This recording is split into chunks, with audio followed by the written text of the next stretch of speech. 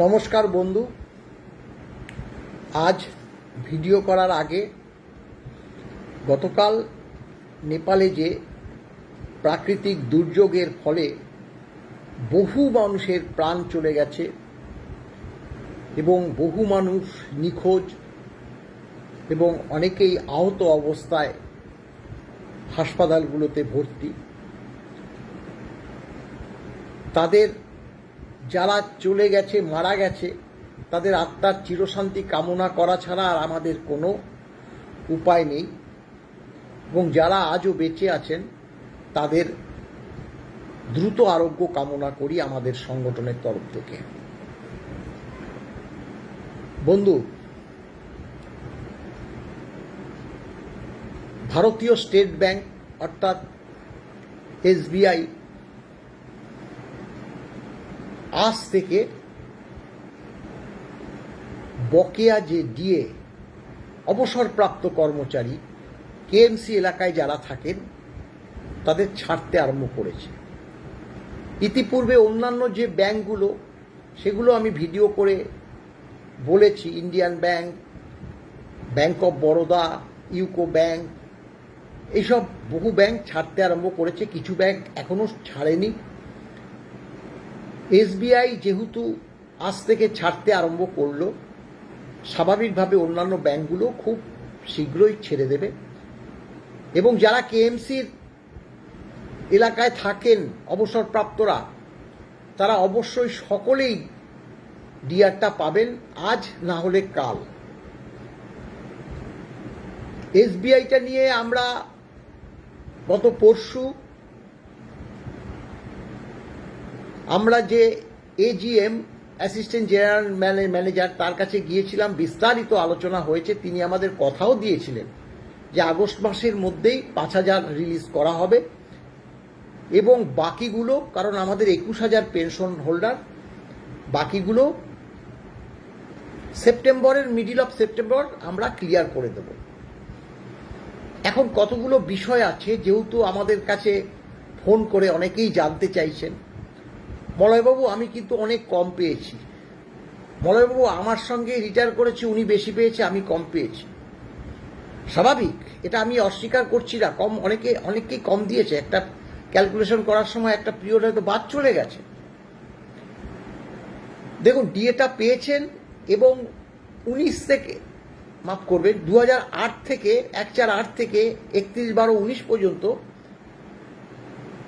সরকার যে ডিএ দিতে বাধ্য হয়েছে সর্বোচ্চ আদালতের নির্দেশ মোতাবেক, সেটা আজকে পরিষ্কার যে আমরা ডিএ মামলা করেছি এবং সরকারি কর্মচারী, অবসরপ্রাপ্ত কর্মচারীদের হাতে সেই ডিএ এখন এসে পৌঁছাচ্ছে। কম হোক বেশি হোক পৌঁছাচ্ছে। আমাদের দাবিটা প্রতিষ্ঠা পেয়েছে। All India consumer price index অনুসারে ডিএটা দিতে হবে, এটা এখনো বাধার মুখে আছে। যার জন্য আমরা ইন্দু মালহোত্রা কমিটির কাছে যাব, সেখানে জোরালো সওয়াল করব, কারণ all India consumer price index অনুসারে ডিএটা যে দিতে হবে সেটা সর্বোচ্চ আদালত বলে দিয়েছে। এখন দেখুন, অনেকেই বলছে কবে থেকে কবে দিল, কতটা দিল, আমরা তো কিছুই বুঝতে পারছি না। এটা তো বুঝি। এখন এই জিনিসটা বোঝাবার জন্য একদম অবসরপ্রাপ্ত কর্মচারী সমাজ তারা একটু আমার এই কথার মধ্যে ধ্যান দেবে। 1/4/8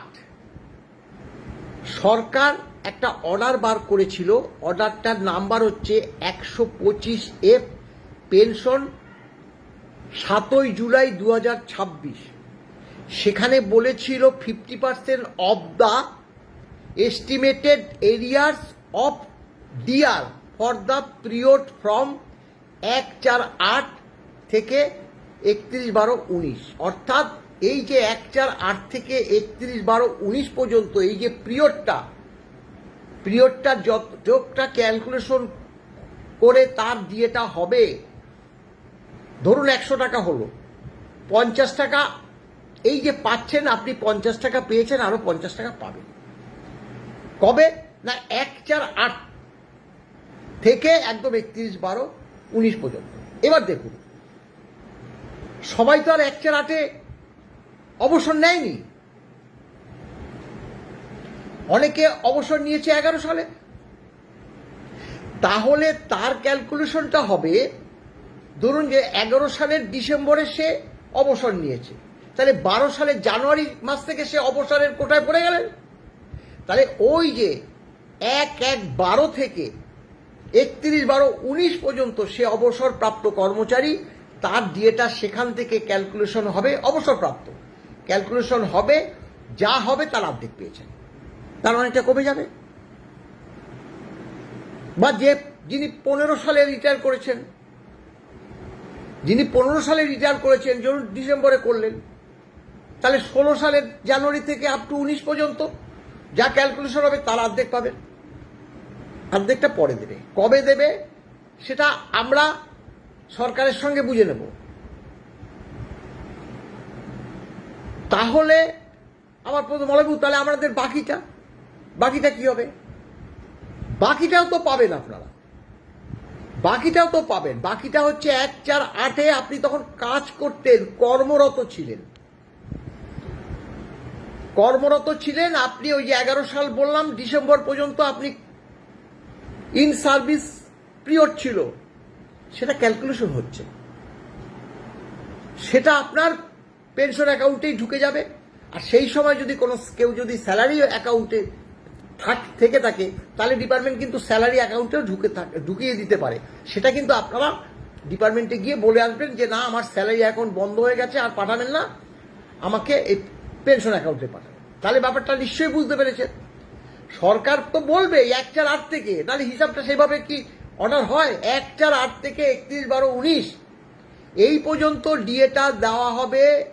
কেএমসি এলাকায় যে সকল ব্যাংক থেকে অবসরপ্রাপ্ত কর্মচারীরা ডিআর পায়, আমার অনেক সময় ডিএ হয়ে যাচ্ছে, অবসরপ্রাপ্তরা ডিআর পায়, তাদেরকে দেওয়া হবে, অর্ধেক টাকা দিয়ে দেবে। পরিষ্কার অর্ডারটা আছে, বড় অর্ডার, আমি আজকে সেই অর্ডারটাও পেস্ট করে দেব। তাহলে দেখা যাচ্ছে যারা 1/4/8-এর আগে, এরকম আছে তো 2002 সালে রিটায়ার করেছে, বলবো আমার এত বয়স, আমি কি আর পাবো না? 2000 সালে রিটায়ার করেছে, সেও আমাকে ফোন করছে, বলবো আমি বিছানায় শুয়ে আছি, আমি বোধহয় আর ডিএটা পাবো না। তাই যেহেতু ডিএটা দেওয়া আরম্ভ হচ্ছে, দেখুন আমাদের যে পরিশ্রম, আমাদের যে খরচা, তার কিন্তু আমরা আজকে কিন্তু অনেকটাই উসুল করে নিয়েছি। কেন? আমি বারবার বলছিলাম যে অবসরপ্রাপ্ত কর্মচারী সমাজ যারা আজকে এই মুহূর্তে যদি কিছু ডিআর টাকাটা পায়, তাহলে তারা কিছুটা স্বাচ্ছন্দ্য বোধ করবে। তার নিজের টাকা, সেই টাকার উপর তার নিজের একমাত্র অধিকার। সে বলবে এটা খেতে ইচ্ছা হয় তিনি কিনে এনে দে, এই ওষুধটা আমাকে আনতে হবে, এনে দে।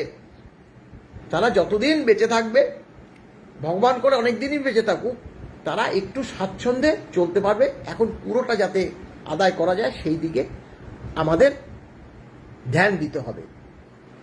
এবার 50% পেলেন। এবার ক্যালকুলেশনটা যেটা করেছে, দেখুন আমরা কিন্তু 536-এর উপর যে ডিএটা পঞ্চম বেতন কমিশনে পেয়েছি, আর পেয়েছি বলেই তো এখানে সরকার তো ভুল করেছে, এখন লেজে গোবরে হবে। আমাদের ডিএ হয়েছিল মানে শেষ, পঞ্চম বেতন কমিশন শেষ, ওদিকে ষষ্ঠ বেতন কমিশন সেন্ট্রাল গভর্নমেন্টের শেষ। সেখানে কি হয়েছিল?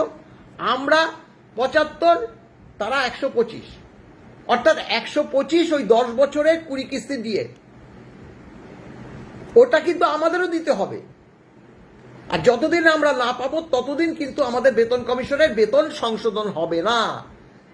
তাই তো তারপরে পরপর দিয়ে 1/1/19-এ একসঙ্গে 25% দিয়ে, কেন দিয়েছিল? সমতা আনার জন্য। 125 তো হয়ে আছে সেন্ট্রাল গভর্নমেন্টের, তারপরে বেতন কমিশনও হয়ে গেছে, আমাদের সেই 125 করেছে। আমাদের ওই 2.57 গুলো থেকেও করেছে সেন্ট্রাল গভর্নমেন্ট, যেটা করেছে ফিটম্যান ফ্যাক্টর। চতুর্থ বেতন কমিশনে যা হয়েছে সেন্ট্রাল গভর্নমেন্টেরও তাই, আগে সেন্ট্রাল গভর্নমেন্ট তাকেই ফলো করে।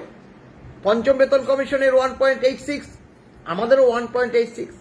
ষষ্ঠ বেতন কমিশনের 2.57, আমাদেরও 2.57। তাহলে হলো কেন? হলো তো ওই all India consumer price index অনুসারে আমাদের ডিএটা পেয়েছি বলে। এখন তারা 605 ধরে করেছে। 605 ধরে করাতে কি হয়েছে, প্রথম দিকে পঞ্চম বেতন কমিশনের ডিএটা কম ছিল, দেখবেন 2, তারপরে তার সঙ্গে 4 যোগ করে 6, 6-এর সঙ্গে 3 যোগ করে 9, 9-এর সঙ্গে 3 যোগ করে 12, এই 12% ডিএ ক্যালকুলেশন করে বামফ্রন্ট সরকার 3টে ইনস্টলমেন্টে আমাদের দিয়ে দিয়েছিল। একটা সময় তারা চলে গেছিল, তৃণমূল কংগ্রেস দিয়েছিল, ছেড়ে দিন। তাহলে প্রথম দিকে ডিএগুলো কম ছিল। 605 ধরে ক্যালকুলেশন করতে যাওয়ার ফলে ওই 1/6/8 থেকে 1/6/8 থেকে আপ টু ডিসেম্বর 11 পর্যন্ত ডিএ মাইনাস হয়ে গেছে। ডিএ মাইনাস হয়ে গেছে। আমরা অ্যাডিশনাল চিফ সেক্রেটারি ফিনান্স, তার কাছে রেপুটেশন দিয়েছি, তাকে ওই চার্ট নিয়ে গেছে, আমাদের কাছে চার্ট আছে, আমি সব দেব, কিভাবে ক্যালকুলেশন করেছে, কিভাবে শূন্য আসলো, কিভাবে মাইনাস আসলো, সব তুলে দেবো, আপনারা নিজেরাই ক্যালকুলেশন করতে পারবেন। আমরা বলেছি দেখুন মাননীয় অর্থ সচিব, আপনি দেখুন এখানে মাইনাস হয়ে গেছে, আপনি ভাবুন, বলছি আমি, আপনি ভাবুন ডিএটা আমাদের দিয়েছে, আমরা এনজয় করেছি, সেই ডিএ কেটে নিয়েছেন আপনারা। এটা হতে পারে কোনো সময়, এটা বলার আমরা সুযোগ পেলাম না। আমাদের দুর্ভাগ্য 18 এবং 19 তারিখ পরপর দুটো শুনানি আমরা কিছু বলতে পারলাম না, কারণ মাননীয় জাজদ্বয় আর কিছু শুনতে চাইল না, পুরোটা দায়িত্ব দিয়ে দিল ইন্দু মালহোত্রা কমিটির কাছে। যাই হোক, সেটা আমরা সর্বোচ্চ আদালতে মামলাটা এখনো আছে, আপনারা জানেন 27 অক্টোবর আবার মামলাটা উঠবে। এর মধ্যে ইন্দু মালহোত্রা কমিটি যদি সরকারকে এই বার্তাগুলো না দিয়ে দেয়, তাহলে কিন্তু আমরা আবার সর্বোচ্চ আদালতে খটখটাবো। এবার কি হয়েছে, ওই 1/10 পর্যন্ত 31/12/10 পর্যন্ত মাইনাস হয়ে গেছে। মাইনাস হয়ে যাওয়াতে এই যে আমাদের ডিওগুলো প্রচুর কমে গেছে, প্রথম দিকে 1/4/8 থেকে কমে গেছে। এখন সেটাতে টনক নড়েছে। তখন ওই পিরিয়ডের মধ্যে যারা অবসর নিয়েছে, মানে 1/6/8 থেকে ওই 31/12/10 মধ্যে যারা রিটায়ার করেছে, তাদের ওই যে শূন্য, তখন শূন্য ধরে তারপরে যদি 3% মাইনাস করে, ওই 3% আবার প্লাস করে আবার ডিএটা দিয়ে দিয়েছে, যার জন্য 3টে ফেজে কিন্তু ডিএ পেয়েছে। লাস্টের যে ফেজটা আমি কালকেও একটা করেছি, মাত্র 300 টাকা। 300 টাকা হতে পারে না, তার জন্য আমি ওটা পোস্ট করেছি যে একজন থার্ড ফেজে 300 টাকা পেয়েছে। হয় কিভাবে 300 টাকা হয় না? অনেকে প্রশ্ন করেছে, বলবো আমি 20,000 টাকা পেয়েছি, হঠাৎ করে কিসের টাকা? আমরা তখন কাহাতকার ফোনের মাধ্যমে বলা যায়, আমরা বলেছি যে এইটা এই ঘটনা হয়েছে, আপনারা থার্ড ফেজে এই টাকাটা পেয়েছেন, আপনারাও পাবেন। এখন একটা প্রশ্ন, আপনারা পাবেন বলছি, কিন্তু আপনাদের ক্যালকুলেশনটা দেখতে হবে, কারণ তারপরেই কিন্তু ব্যাংকগুলো দিয়েছে। ইন্ডিয়ান ব্যাংক বলুন, বরোদা বলুন, ইউকো ব্যাংক বলুন, বা এই যে আজকে স্টেট ব্যাংক বলুন, তাহলে কি ওখানে শূন্য ধরে করেছে তারা ক্যালকুলেশন? তাহলে আর থার্ড ফেজ হবে না। যদি শূন্য ধরে না করে, মাইনাস করে, তাহলে কিন্তু সেটা আবার আপনারা পাবেন, সেটা দেখতে হবে। অর্থাৎ এবার আমি আশা করছি আপনাদের বুঝতে কোনো অসুবিধা হবে না। আপনারা যেখানে অবসর নিয়েছেন, সেদিন থেকে, অবসরের পরদিন থেকে, মানে অর্থাৎ পেনশন পাওয়ার যোগ্য হলেন যেদিন থেকে, সেদিন থেকে আপ টু 19 পর্যন্ত ডিএটা পাবেন। সেখানে 1/4/8ও হতে পারে, 1/4/9ও হতে পারে, 10ও হতে পারে, 11ও হতে পারে, 12ও হতে পারে, এমনকি 16 এরকমও হতে পারে। অতএব স্বাভাবিকভাবে স্বাভাবিকভাবে যে বলছি যে যেখানে রিটায়ার করছেন সেখান থেকে আপ টু 19 পর্যন্ত আপনাদের ক্যালকুলেশন করতে হবে। আশা করি বোঝাতে পারলাম, সবাই পাবেন। আমরা ডিএ মামলা শেষ দেখে ছাড়বো, আমরা বলেইছিলাম, পরবর্তীকালে আবার যদি কোনো মানে ইনফরমেশন আমরা পাই এই ব্যাংকগুলোর থেকে অবশ্যই আপনাদের জানাবো। ভালো থাকবেন, নমস্কার।